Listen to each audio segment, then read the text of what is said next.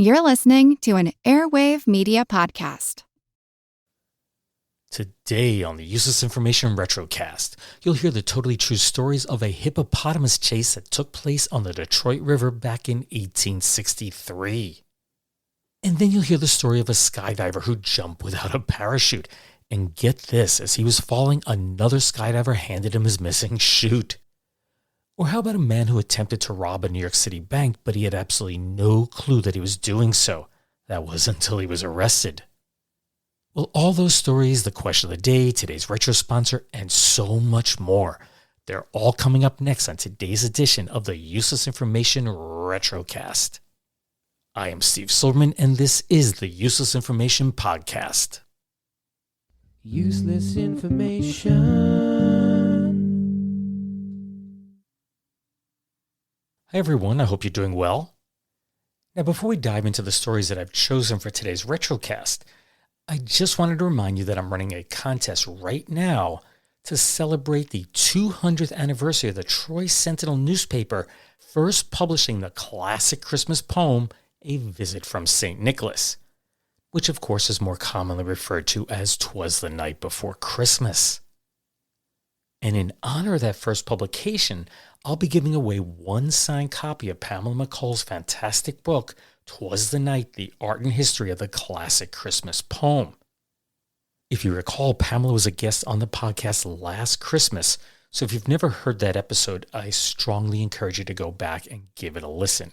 It was episode number 185. I can honestly say it's an impressive book. It's filled not only with the history of Christmas and the poem itself, but there's hundreds of beautiful images all throughout the book. Even if you never read a single word of the volume, I have to tell you, just flipping through the pages is a pure delight. Well, Pamela's been kind enough to provide a signed copy of her book for one of my lucky listeners to receive, and that could be you. Just head on over to my website, that's uselessinformation.org, and you'll see that the top post on the page has a link to the contest and the entry form. You have until midnight of December 8th of 2023 to get your entry in. So just hop on over to my website, again it's uselessinformation.org, and be sure to submit your entry. And while you're there, be sure to check out the book 'Twas the Night, The Art and History of the Classic Christmas Poem by Pamela McCall. It makes a wonderful Christmas gift, and there's a link to the Amazon listing for the book on that webpage. So check it out. Today, I'm excited to share with you what I believe is a fantastic retrocast. And if you're new here and you're unfamiliar with the podcast, I'll just preface this by mentioning these are the shorter stories that I found while doing my research for the usual full-length stories that I do. And I will be back in the next episode with one of those full-length stories. So without further delay, let's delve right into today's assortment of true stories. Now, this first one I came across while I was doing my research for the last podcast that was about Slippery the sea lion. It was just a one-sentence mention, and I decided to look into it further. And here's how that story goes. During the afternoon of June 22nd, 1863, a very unusual incident took place on the Detroit River. At approximately 6 miles or 9.7 kilometers downstream from Detroit, a remarkable event unfolded. An authentic hippopotamus chase. This spectacle occurred as a circus was making its journey from Buffalo to Detroit. But due to the substantial weight of both the hippopotamus and the elephants, they needed to be moved by steamship. The hippopotamus, a prize attraction in G.F. Bailey's quadruple circus, which was owned by G.C. Quick Esquire, it found itself at the center of an almost successful bid for freedom. This colossal creature, accompanied by his Egyptian captor and caretaker Ali, was transported on the steamer J.D. Caldwell. But the hippo's cage was too big to fit aboard, so it was transported separately by land. As a result, the hippo was shipped uncaged. Do you see a potential problem here? Well, during the voyage, observers noted the animal's persistent gaze toward the water, seemingly yearning for a plunge into the lake's depths. However, no one anticipated the creature succumbing to its amphibious instincts, so no extra precautions were taken.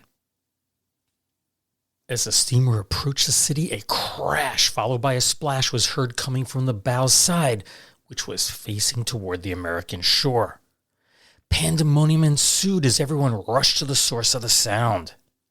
There they found that the colossal beast, unable to resist temptation, had broken free and dived into the river for an aquatic escapade. Moments later, the immense head of the beast emerged above the water's surface. A collective cheer erupted, and Ali, on the verge of diving into the water in pursuit of his beloved pet, was restrained as a small boat was lowered to the river below. He then rowed towards a hippopotamus, which seemed delighted by its newfound freedom. As Ali called the creature by familiar names, it responded by stopping, surveying its surroundings, and seemingly waiting for the boat to approach. However, just as it neared, the hippopotamus plunged again, creating a whirlpool where it vanished. After a considerable absence, it resurfaced about 100 yards or 274 meters away, this time closer to the shore. Repeated attempts to approach the creature failed, and Ali, momentarily stumped and overwhelmed by grief, suddenly seized the oars and rowed towards the steamer. Quote, "Try the dog!" he shouted upon reaching the vessel. A black mastiff accustomed to sleeping in the hippopotamus's cage had been howling since its companion's escape. It was released and swiftly swam after Ali. In about a minute, the hippopotamus surfaced once more at the dog's approach. The dog barked wildly, and the two animals then swam toward the American shore. And not long after that, Ali also arrived at the shoreline. After uttering a few words to the hippopotamus, he used a leather whip and gave it a few whacks on the behind. Ali then guided the creature to a secure location where it was safely tethered. Then, after confirming the hippo was in good condition, preparations were made to transport it to its city destination. A syndicated Associated Press article from January 26, 1944, it revealed that a struggling actress had pulled the wool over the eyes of those making Hollywood motion pictures. She was 20-year-old Tanis Chandler, who was born Tanis Ann Goldwaith in France. Her mother was French and her dad was a U.S. citizen. Well, her family moved to New York in 1936, after which her father became ill. So Tanis turned to modeling and then ultimately headed for Hollywood to seek her fortune and fame. She was signed by a studio but was dropped just 1 year later. So to support herself, Tanis obtained employment as a teletypist at a stock brokerage, but her desire to appear in films never waned. But actresses come a dime a dozen in Hollywood, and Tanis was rejected for parts over and over again. If only she could figure out a way to secure a part in a movie. Then it hit her. By 1943, World War II was well underway, and there was a shortage of male actors in Hollywood. So Tanis figured that if she couldn't get a part as a woman, maybe she could sneak into the movies as a man. And that was exactly what happened. She secured a small role under the pseudonym of Robert Archer in the 1943 Warner Brothers film, The Desert Song. The main reason she's able to get away with it is that she, and many of the other players in the movie, were clad in long flowing robes and burnouses, which of course hid her feminine form. The casting office thought so well of her, I guess I should say him, that it sent her out for a role in My Reputation, which starred Barbara Stanwyck. In the film, the phony Robert Archer was to play a young man who mowed the lawn. But what man mows a lawn under the hot California sun with a jacket and a shirt on? So director Curtis Bernhardt asked Archer to take them off. But that was clearly something Tanis couldn't do, and she was forced to reveal her true identity. Quote, Okay, I'm a girl, Miss Chandler said, abandoning the lawnmower and her quest for masculine film honors. She later commented, quote, "The studios are always yelling about the lack of men. I thought I'd have better luck in male roles. Oh well." While Tanis Chandler never became an A-list movie star, she was able to secure small, mostly uncredited parts over the next few years. And to support herself between roles, she dubbed an estimated 30 American films destined for French audiences. In addition, with her mother Leona, they established a successful daycare facility for young children. Her final film role was an uncredited one in 1952's At Swords Point, starring Maureen O'Hara and Cornell Wilde. As for her personal life, on October 9, 1949, she married music publisher Paul Mills in Beverly Hills. Together, the couple had 2 children, and she passed away on May 7th of 2006 in Sedona, Arizona, at 81 years of age. Skydiver Rod Pack claimed that on Friday, January 1st of 1965, he intentionally jumped out of an airplane at 14,600 feet or 4,450 meters in Arvin, California, without a parachute. Remarkably, he safely descended to the ground using a parachute handed to him by a fellow skydiver who leaped from the same plane and caught up with him 4,000 feet or 1,219 meters below. In what was an aerial first, Pack, a 26-year-old stuntman, said, quote, "They said it couldn't be done, but we proved differently."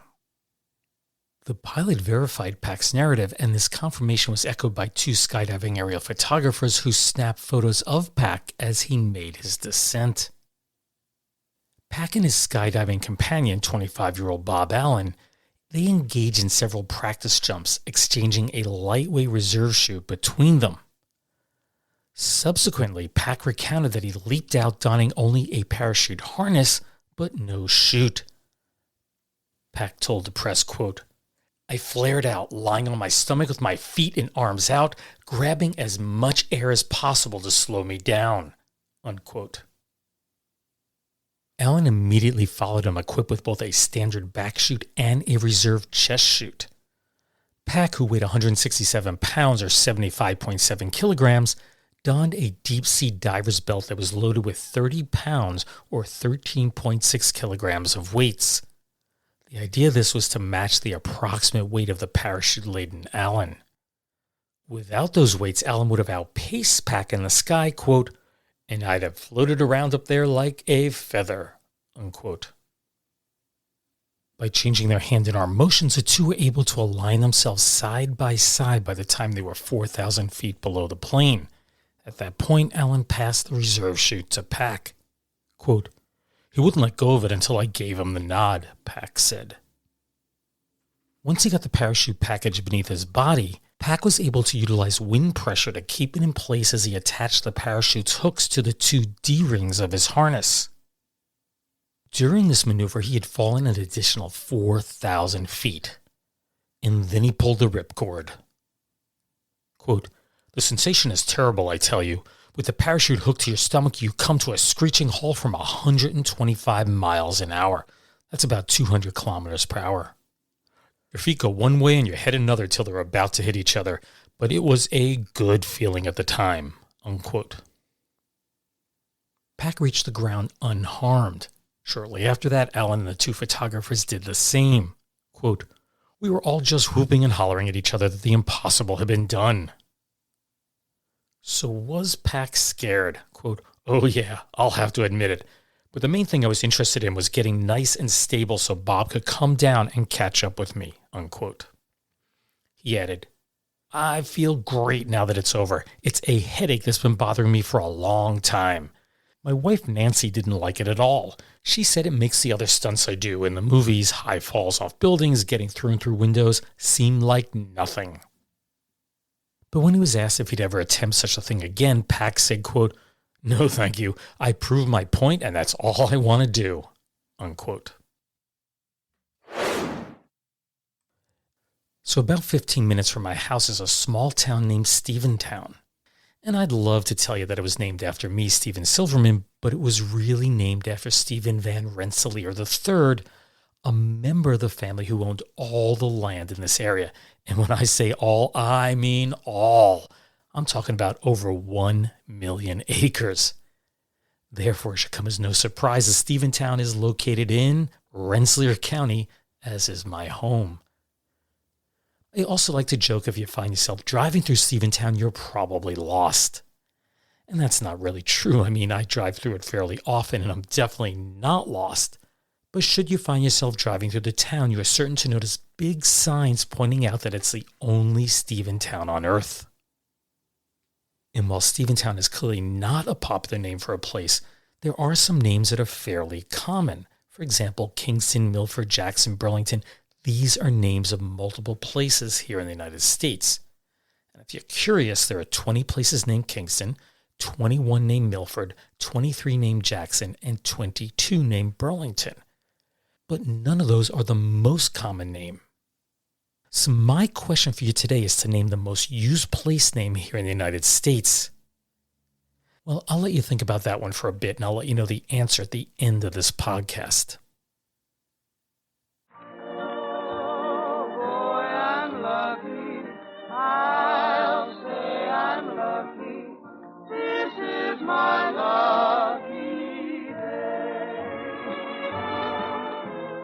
That's our cue to tell the folks all about the big surprise. Suppose you go right ahead, Al. Well, Tiny, you've gone and built it up so I really don't know how to start. Well, just start at the beginning. That's always a good place. All right, Tiny.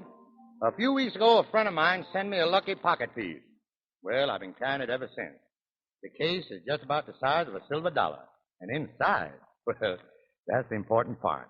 Inside is an honest-to-goodness four-leaf clover. Remember, Al, how we used to look for them as kids, eh? Oh, you bet, Tiny. And they're plenty hard to find, too.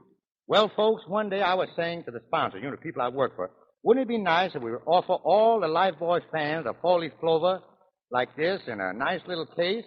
And, folks, here's the answer. They thought it was a pretty good idea, and they worked it out. Now, Tiny, you tell them about it, won't you? All right, Al. Friends, the makers of Lifebuoy have found a man in New York who has a big lot of real four-leaf clovers. And they've arranged to have these made up in gold-color finished cases with unbreakable crystal faces.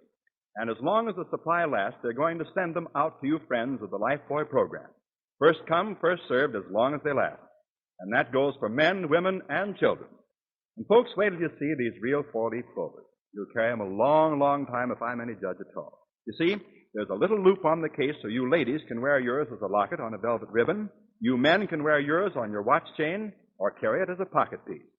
You know, I'll bet there isn't a boy or girl I know who won't get a big kick out of this genuine four-leaf clover pocket piece. Each four-leaf clover is specially treated so that it'll stay bright and fresh as the day it was picked. Now, how about it, folks? Isn't that a great idea? Now then, here's all you have to do to get yours. Just write to Lifebuoy, Box 7, New York City. Send your name and address together with 15 cents and 3 Lifebuoy box funds. And the makers of Lifebuoy will mail yours right to your home. That's all there is to it. But better hurry, because when the four-leaf clovers are gone, we can't get any more. Remember, send us 15 cents and 3 Lifebuoy box fronts. The address, Lifebuoy, Box 7, New York City. Now, if you live in Canada, listen carefully. There you must address Lifebuoy in care of the station to which you are listening and enclose with your box fronts 20 cents. Just 2 dimes to cover costs, duty, postage, and handling. That commercial for Lifebuoy soap is from the October 25th, 1938 broadcast of the Al Jolson program. The show ran on the CBS network from 1936 through early 1939. A total of 99 different episodes were broadcast, although only 13 complete and 2 partial recordings of them still exist. This particular episode was one of those partial recordings. The show was broadcast on Tuesdays at 5:30 p.m. for East Coast listeners and then again at 8:30 p.m. for the West Coast. Now, these were live broadcasts, so the West Coast listeners were not listening to these recordings. These were made basically for overseas use. If you're not aware, Al Jolson was one of the most popular entertainers of the 1920s and 1930s here in the United States. And while he was an actor, singer, and vaudevillian, he is mostly remembered today for just 2 things. First, he performed quite a bit in blackface, which certainly would not be tolerated today, but of course times were very different back then. And without going into detail, there are numerous websites that discuss the topic of Jolson and his perceived racism, but Jolson was mostly considered a friend of the African American community back then. As I said, times were very different. But perhaps the thing that Jolson is most remembered for is that he starred in the first feature-length talkie movie, The Jazz Singer, in 1927. Interestingly, that wasn't the first sound film that he was in. Just 1 year earlier, he appeared in a short titled A Plantation Act. In it, Jolson sings 3 of his hit songs and talks a bit between the numbers. The film was believed lost until a mislabeled copy was found in the Library of Congress. The only problem was that the sound had been recorded on disc and the only known copy had broken into 4 pieces. Luckily, with modern technology, technicians were able to digitally restore it. So I encourage you to go to YouTube and take a look at the film. Not only did I know 2 of the 3 songs, but I was quite surprised at the high quality of the sound. But be warned, Jolson is in blackface the entire time, and that makes the first moments of viewing it a bit unsettling, but I was able to block that thought out quite quickly. As for Lifebuoy soap, it was first introduced in the UK by Unilever in 1895. It was one of the most popular soaps from the mid-1920s all the way through the mid-1950s. But once better-smelling perfume soaps became popular, Lifebuoy quickly lost market share. It was discontinued here in the United States in 2006, but it is still available in many other markets around the world. Unilever's website claims that it's still the #1 selling germ protection soap in the world. Now, I did go on Amazon to do a quick check, and it is for sale there, but the price is fairly high, so my hunch is that it's an imported product. And now it's time for some footnotes to history, and as I've pointed out before, these are just shorter stories that I come across during my research, and there's really little more that can be told about each one. So I'm just going to read them word for word as they were originally written. And our first story was published on June 18th, 1935 on page 2 of the Boston Globe. The headline reads, "Narrow escape for Quincy boy. Lightning hits crib. He left to say prayers. Quincy, June 18th. Because little Paul Rouleau, 6, son of Mr. and Mrs. August Rouleau of 98 South Walnut Street, said his evening prayers in the living room of the family home last evening, instead of his usual place in his bedroom, he is alive today. Lightning late last night demolished the crib that he had left just a few seconds before and set fire to the bedclothing." Becoming frightened at the thunderstorm, Paul asked permission to say his prayers in the living room where the rest of the family was assembled. Hardly had he entered the room when the lightning stunned the family as it hit the boy's little cot. Rushing upstairs, the parents found the clothing afire and the bed in pieces. The firemen were summoned by telephone, but the fire was out when they arrived. During the night along the waterfront, the storm did quite a bit of damage to small craft.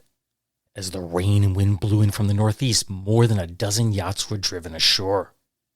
Many of the owners stayed aboard all night rather than risk grounding their boats by attempting to come shoreward. This next story is from the April 6, 1936 publication of the Brooklyn Times-Union, and it appeared on page 2. And before I read it, I should just quickly mention that this is a man who passed out by breathing carbon monoxide gas. It's not exactly clear in the writing, it's just implied. Anyway, here we go. The headline is, "Dying Man Saves Self from Auto Gas Death." Atlantic City, New Jersey, April 6. Charles Pancos, 27-year-old boarding house keeper, was saved from accidental death today when his car, pushed into reverse by his leg, backed him from a carbon monoxide-filled garage. Police believe Pancos had gone into his garage behind his home at 134 South Pennsylvania Avenue here to adjust a dashboard meter. Fumes from the running motor filled the closed garage, and then as Pancos' body slid forward, his leg pushed the car into reverse. The automobile backed from the garage, forcing the doors open, and then stopped with the rear wheels just over the curbing in the street. Patrolman Samuel Cook saw the incident and investigated. Pancos was revived by a physician who worked for more than an hour with a pulmotor, which isn't a term used much anymore. It's basically a primitive ventilator. So I'm including this next story because one of my listeners in Australia, that's Ian, the two of us got in a little bit of an email back and forth about the horse meat scandal from 2013 that affected parts of Europe. And I mentioned that somewhere in my collection I had a little story about this happening in Chicago, so here it is. And the story was published on July 7th, 1946 in the St. Louis Post-Dispatch on the front page. And the headline reads, "All the steak you can eat turns out to be horse meat. Chicagoans feel fine until they learn what they have been served." Chicago, July 6th, United Press. Hundreds of Chicago restaurant patrons got all the roast cutlets and steaks they could eat at 5 cafes this week. They felt fine until tonight when police informed them that they had been eating horse meat. Police said that 5 vendors had been arrested on suspicion of selling horse meat for consumption by diners who thought they were getting something else. Police were visiting more than 50 establishments on Chicago's north and west sides to inform proprietors that the, quote, beef, unquote, roast steaks, cutlets, and hamburger they had been dispensing recently may not have been beef. Ralph Zagarelli, who had 800 pounds of horse meat in his car, was arrested Friday. Now, 800 pounds is a little over 360 kilograms. He said the meat came from a dog food concern and was being resold to restaurants and hamburger stands. Other arrests followed. By tonight, police had collected 1,600 pounds of horse meat. That's about 725 kilograms. Police said some of the vendors had paid 15 cents a pound for the meat and sold it at an average of 50 cents a pound.